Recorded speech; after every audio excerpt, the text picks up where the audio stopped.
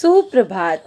कक्षा पहली, विषय हिंदी, उपविषय पाठ 1, अंग आहा की मात्रा, दोहराई कार्य, व्याख्यान संख्या 3। प्यारे बच्चों, आज हम अंग आहा की मात्रा का दोहराई कार्य करेंगे। ठीक है, तो चलिए शुरू करते हैं आज का कार्य। सबसे पहले देखिए बेटा, हम अंग की मात्रा को समझते हैं। देखिए क्या है अंग, और अंग की मात्रा शिरोरेखा के ऊपर लगती है। ठीक है, और अंग की मात्रा को ही हम अनुस्वार की मात्रा कहते हैं। बोलिए मेरे साथ, अनुस्वार की मात्रा। अंग की मात्रा को हम क्या कहते हैं? अनुस्वार की मात्रा भी कहते हैं। और अनुस्वार की मात्रा का उच्चारण हम 3 रूपों में करते हैं। कभी अंग के रूप में, कभी आधे म के रूप में, और कभी आधे न के रूप में। ये मैंने आपको पहले भी समझाया और बताया है। ठीक है, चलिए अब हम अनुस्वार के शब्दों को पढ़कर देखते हैं और समझते हैं। ये देखिए बेटा, यहाँ मैंने कुछ शब्द लिए हैं जो अंग के उच्चारण के भी हैं, आधे म के उच्चारण के भी हैं, और आधे न के उच्चारण के भी हैं। चलिए एक बार पढ़ते हैं। देखिए, पंखा, अंग की आवाज आ रही है ना इसमें, पंखा। लंका, कंघा। देखिए यहाँ अनुस्वार की ही मात्रा लगी हुई है, लेकिन जब इसका उच्चारण कर रहे हैं हम तो अंग की आवाज आ रही है। ठीक है, अब देखिए इसे पढ़ते हैं। खंभा, देखिए आधे म का उच्चारण आ रहा है। खंभा। चंपा, चंपक, यानी कि जो अनुस्वार की मात्रा है लगी हुई है इनमें, अब उसके उच्चारण में आधे म की आवाज आ रही है। इधर देखिए, घंटा, गंदा, हंस। देखिए बेटा, इन शब्दों में आधे न की आवाज आ रही है, यानी कि ये जो बिंदु है इसमें अंग की आवाज नहीं आ रही है, बल्कि आधे न की आवाज आ रही है। फिर से देखिए, पंखा, खंभा, घंटा, लंका, चंपा, गंदा, कंघा, चंपक, हंस। देखा आपने, अभी हमने अनुस्वार के शब्दों को कितनी आसानी से पढ़ लिया। अब चलिए विसर्ग की मात्रा को भी समझते हैं। देखिए बेटा, आहा, और ये रही आहा की मात्रा। देखिए, आहा की मात्रा को हम विसर्ग की मात्रा भी कहते हैं। क्या कहते हैं? विसर्ग की मात्रा भी कहते हैं। देखिए, आहा की मात्रा है ना, अगर हम व्यंजन क में आहा की मात्रा को लगाएंगे तो कैसे पढ़ेंगे? कह। देखिए, अगर इसे हम ऐसे लिखें तो गलत हो जाएगा। आधे ह की आवाज तो आ रही है, लेकिन हमें लिखना ऐसे ही है, हम ऐसे नहीं लिख सकते। ठीक है, तह, मह, यह, नीह, है ना। और ये देखिए, विसर्ग से बने हुए कुछ शब्द दिए गए हैं, इन्हें भी पढ़कर देखते हैं। अतः, फलतः, मूलतः, परिणामतः। तो अभी हमने विसर्ग से बने हुए कुछ शब्द पढ़े। देखिए बेटा, विसर्ग हमेशा शब्द के अंत में लगा हुआ है। ये आपको ध्यान रखना है कि विसर्ग शब्द के अंत में लगेगी और अनुस्वार की मात्रा शिरोरेखा के ऊपर लगेगी। ठीक है, चलिए अब हम इस मात्राओं से बने हुए अभ्यास कार्य को समझते हैं। अभी केवल आपको समझना है, करना कुछ भी नहीं है। ठीक है, तो चलिए बच्चों शुरू करते हैं आज का कार्य। देखिए, सबसे पहले मैंने प्रश्न दिया है कि चित्र पहचान कर उनके नाम लिखिए। अभी आपको केवल समझना है, करना कुछ भी नहीं है। ठीक है, तो देखिए किसका चित्र है ये? अंगूर का। कैसे लिखेंगे? अंग, ग में बड़े ओ की मात्रा और र, ऊपर शिरोरेखा। क्या बन गया? अंगूर। और दूसरा चित्र पहचाना आपने किसका है? हम पूजा करने कहाँ जाते हैं? मंदिर जाते हैं। मंदिर कैसे लिखेंगे? देखिए, म में अनुस्वार की मात्रा, द में छोटी ई की मात्रा और र, ऊपर शिरोरेखा। क्या बन गया? मंदिर। अंगूर, मंदिर। अगला चित्र देखिए। देखिए बेटा, किसका चित्र है ये? पंखा का। कैसे लिखेंगे? प में अनुस्वार की मात्रा और ख में अ की मात्रा। बन गया पंखा। और ये क्या है? हम बालों में कंघी करते हैं ना, तो क्या है ये बेटा? कंघा। कैसे लिखेंगे? क में अनुस्वार और घ में आ की मात्रा, ऊपर शिरोरेखा। क्या बन गया? कंघा। पंखा, कंघा। अगला चित्र देखिए बेटा, ये किसका चित्र है? ये है बेटा प्रातः काल का चित्र। प्रा, त में आपको विसर्ग लगाना है। प्रातः, ठीक है। और ये किसका चित्र है? ये है पतंग। प, त में अंग और ग, ऊपर शिरोरेखा। क्या बन गया? पतंग। प्रातः पतंग।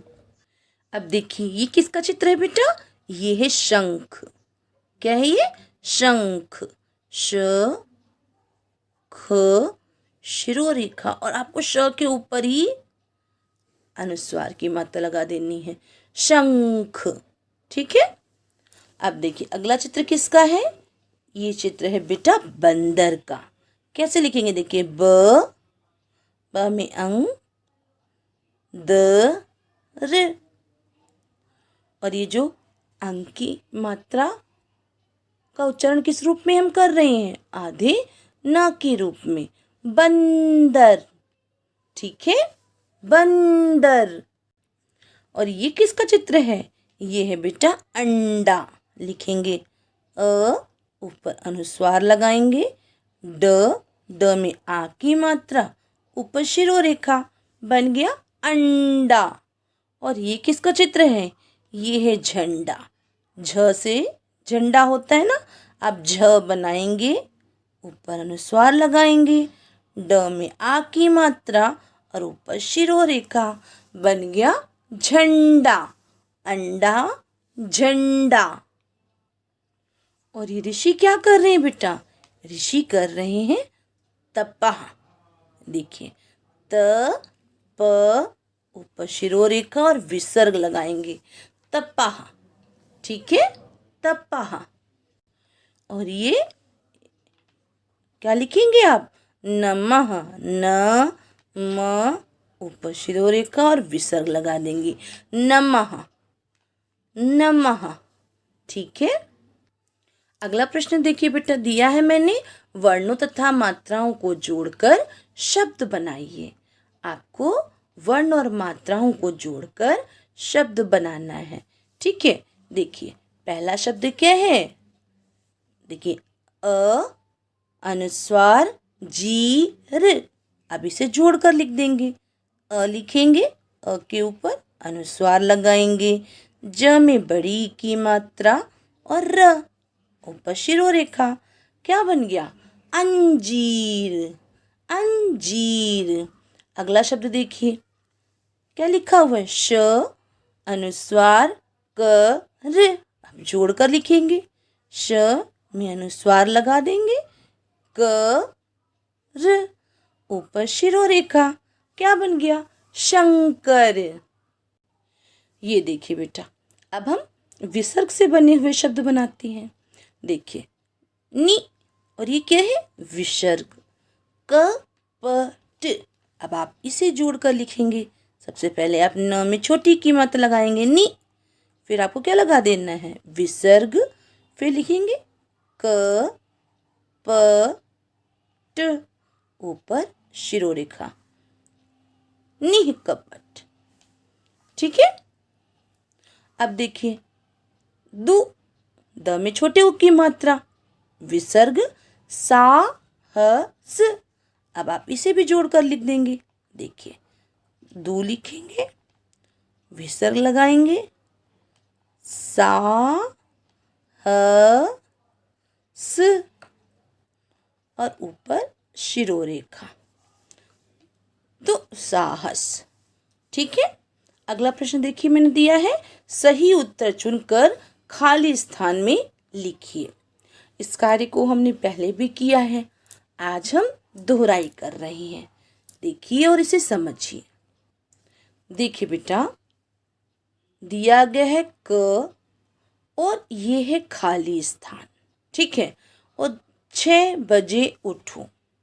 अभी तो मैंने इसमें शब्दों को लिख दिया है, लेकिन आपके सामने अगर ये शब्द ना हो, मान लीजिए ये शब्द नहीं दिया गया है, तो आप इसे कैसे पढ़ेंगे? 6 बजे उठो, और आपके सामने 2 शब्द दिए गए हैं, प्रायः, प्रातः। आपको कितने बजे उठना चाहिए? प्रातः 6 बजे उठना चाहिए। ये देखिए मैंने प्रातः पे भी सही का निशान लगाया है। प्रातः 6 बजे उठो। ऐसे ही देखिए दे दिया जाए कि होली के, और यहाँ पे खाली स्थान दे दिया जाए, होली के में सभी नहाए, रंग में या अंग में? अब आप बताइए, होली के अंग में सभी नहाए तो गलत हो जाएगा, रंग में सभी नहाए।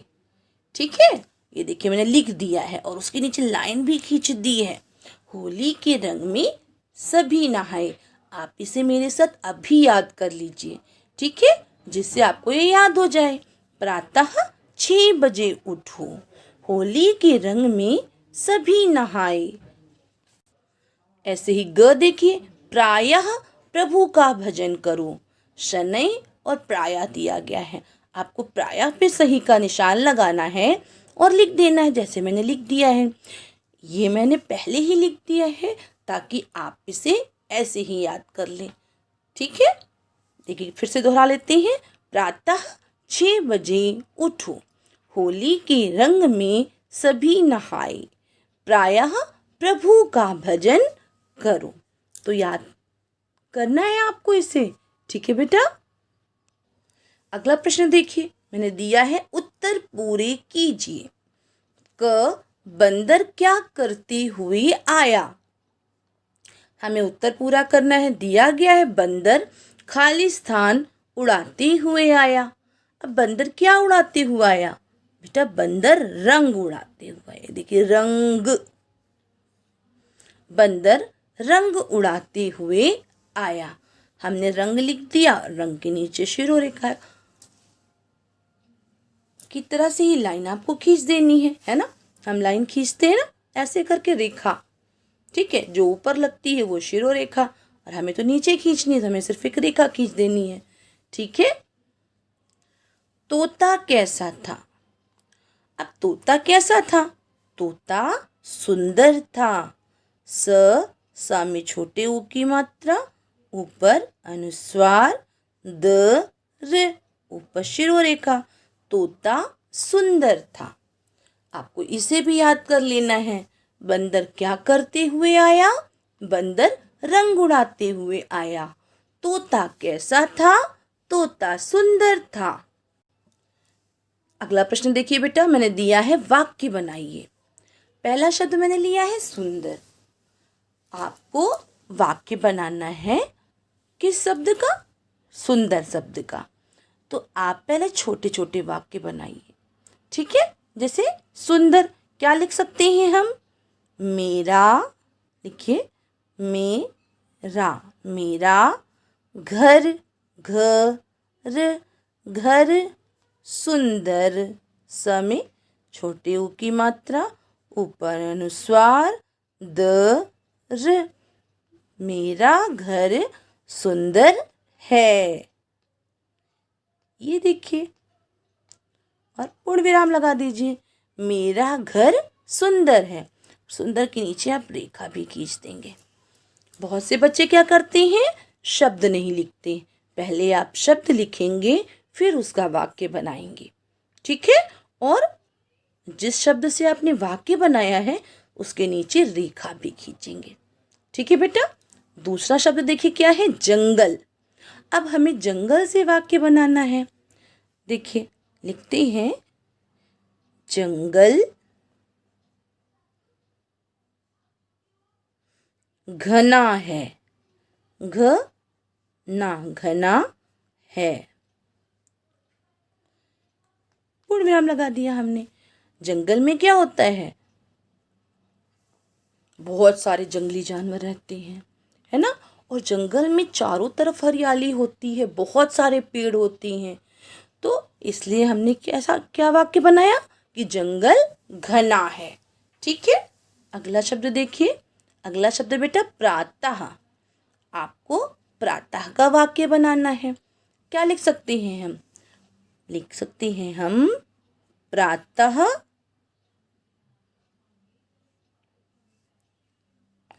क्या करो, प्रातः 6 बजे उठो भी लिख सकते हैं हम। 6 बजे उठो।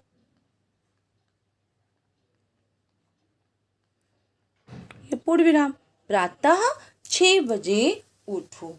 और भी आप क्या लिख सकते हैं, प्रातः सैर को जाओ, है ना। तो इस प्रकार से आप छोटे छोटे वाक्य लिखेंगे और सही वाक्य लिखेंगे। ठीक है। बहुत से बच्चे बड़े वाक्य सोच तो लेते हैं पर लिखते समय वो गलती कर देते हैं। तो आपको ऐसा नहीं करना है। आपको पहले छोटे छोटे वाक्य बनाने हैं और फिर आपको बड़े वाक्य भी बनाने में सिखा दूंगी। ठीक है। अब बेटा आज का गृह कार्य। ठीक है। अब हम आज के गृह कार्य के बारे में जानेंगे कि मैंने आपको गृह कार्य में क्या कार्य करने के लिए दिया है। ठीक है। तो चलिए जानते हैं आज का गृह कार्य। गृह कार्य बेटा आज मैंने आपको गृह कार्य में प्रदत्त कार्य कीजिए करने के लिए दिया है। चलिए देखिए मैंने आपको प्रदत्त कार्य में कौन कौन से प्रश्न दिए हैं। देखिए बेटा प्रश्न 1 मैंने दिया है, वर्णों तथा मात्राओं को जोड़कर शब्द बनाइए।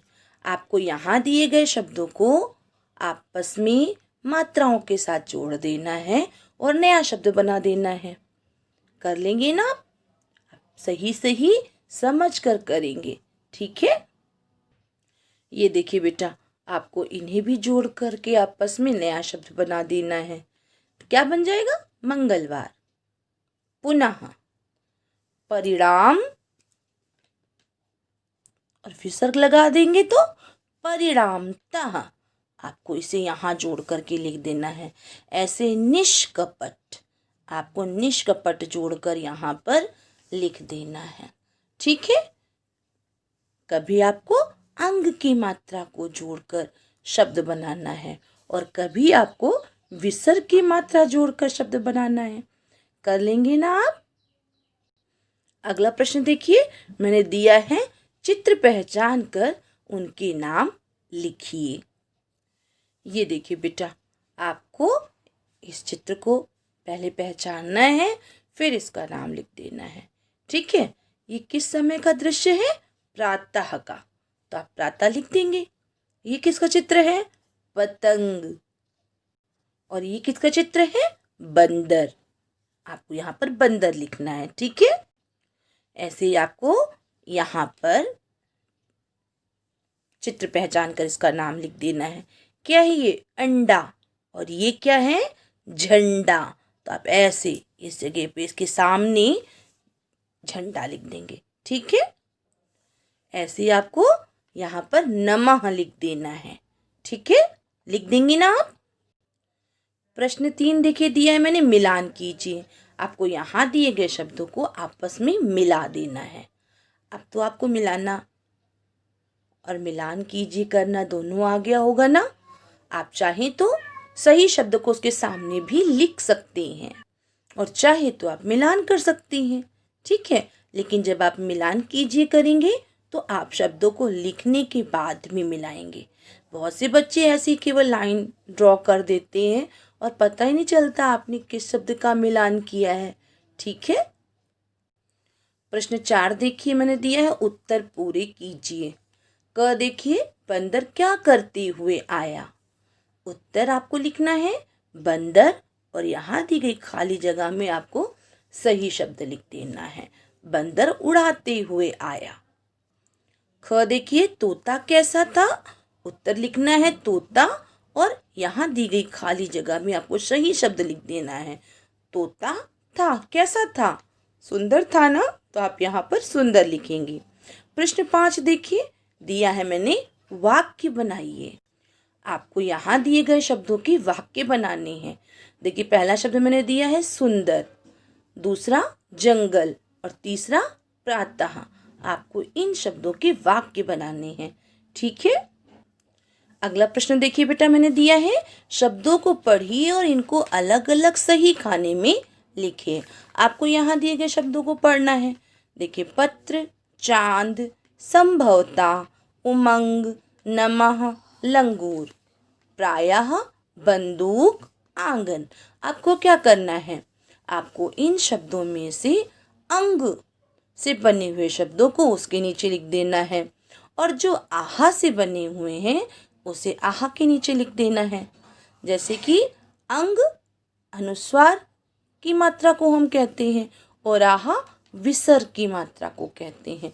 तो आपको इनमें से ढूंढना है और इनसे की मात्रा से बने शब्दों के नीचे आपको उन शब्दों को लिखना है, ठीक है। पहले आपको ढूंढना होगा, फिर आप इनके नीचे उन शब्दों को लिखेंगे। कर लेंगे ना? सही सही करेंगे और समझ कर करेंगे। आशा है आपको आज की वीडियो पसंद आई होगी। आप हमारे चैनल को सब्सक्राइब कीजिए और वीडियो को लाइक कीजिए। धन्यवाद।